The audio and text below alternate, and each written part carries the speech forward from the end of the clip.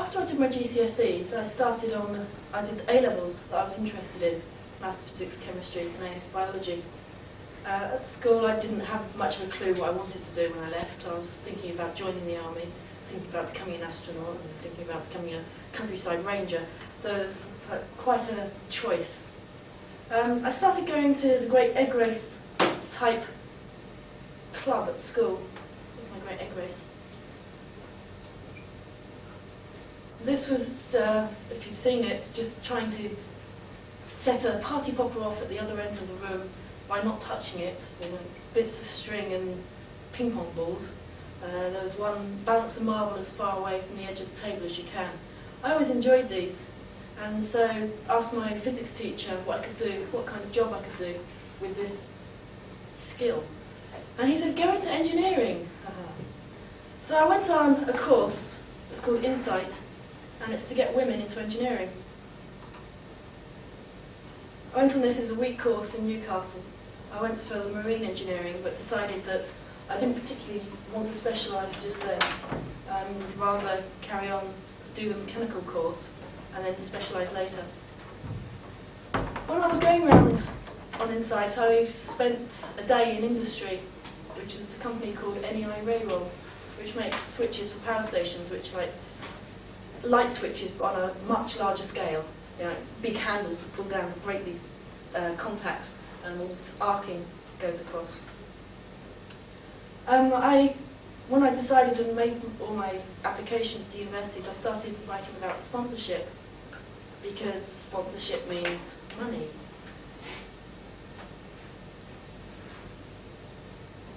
I applied to 70 companies, it felt like, and got 69 rejections. Well, some companies I hadn't heard from. And when I got my A-level results, I decided that I'd phone up all the companies I hadn't heard from. Rayroll was one of them, and they said, yeah, come for an interview tomorrow. I was in Folkestone, this was in Newcastle. I had to get up to Newcastle for 2 o'clock, which meant leaving my house at about 5 o'clock in the morning to go up to Newcastle, day return to Newcastle for a 15-minute interview. But I got the job, I got the sponsorship. Came to university and found out it wasn't like the Great Egg Race at all. Didn't really enjoy it, didn't have much interest in it, and I thought, oops. But because I was sponsored, I didn't really want to drop out, and there wasn't much else that I was particularly interested in. So, and engineering is a good degree, and I think I could get into near enough any branch of science really that I feel like with an engineering degree. I've become interested in alternative technology such as wind power, wave power, water turbines. I went to the Centre for Alternative Technology in Wales and applied to get a summer job there. So it was general maintenance work I had to do, which was like laying a water pipe down from the bottom of a water-powered Cliff Railway back up to the top. And it was just like manual labour covering this pipe in slates. Had to wire up a fire alarm, lug tables around. And then after all that, that was voluntary for a whole week. They turned around and said, well, we don't want you, which is rather nice of them. So I'm off to Newcastle next year instead to do a year in industry with this company, Rayroll, and hopefully get a lot of experience from it and find something that I enjoy in engineering. Any questions? How do you feel about being sponsored? Are you morally bound to the company? I will finish my training with them because I think it's a very good way of getting training. I'll have 3 months in every department and find out what goes on. But I don't think I'll work for the company afterwards. Anyone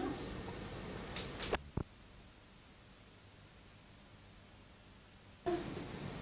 Not quite sure what I'm going to talk about, so thought about canoeing. Let's talk about canoeing. Upside down canoes. That's where you spend most of your time.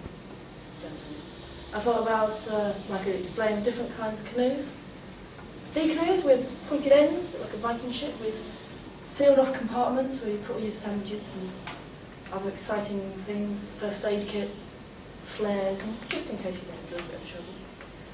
Talk about sprint boats where your knees are right up close together and you've got to like try and keep your centre of gravity right in the middle of the boats and do this at the same time, as fast as you can, 500 metre sprints. I did this, fastest was 1 minute 30, and I came in at 3:15. There's K1s, which is one-man kayak, K2s, 2 people kayak, K4s, 4 people kayak. Now that's fun. If you're not in time, you capsize. So the person at the front has got to keep the same time, same rhythm, and steer with their feet on a little rudder. And the person at the back has got to like keep in time with everyone, and everyone in between is all going to go in at the same time and come out at the same time. And if the person at the front isn't very good, you get wet. I thought, oh, that's enough canoe, that's all I know about canoeing. So I might talk about some sailing.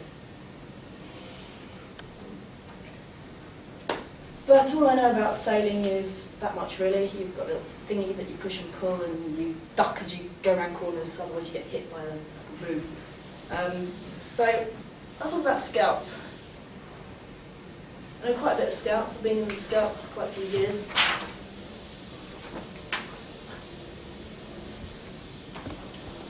I joined in '88, so I was invested on the 8th of the 8th, '88, on Brownsea Island, which is where the first Scout camp was. Baden-Powell ran his Scout camp here.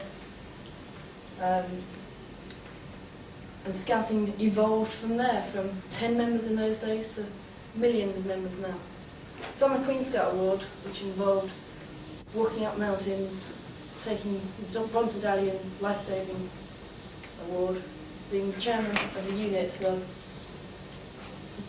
getting the unit to do things like going on brewery trips and camping at Dungeness Power Station just for the hell of it.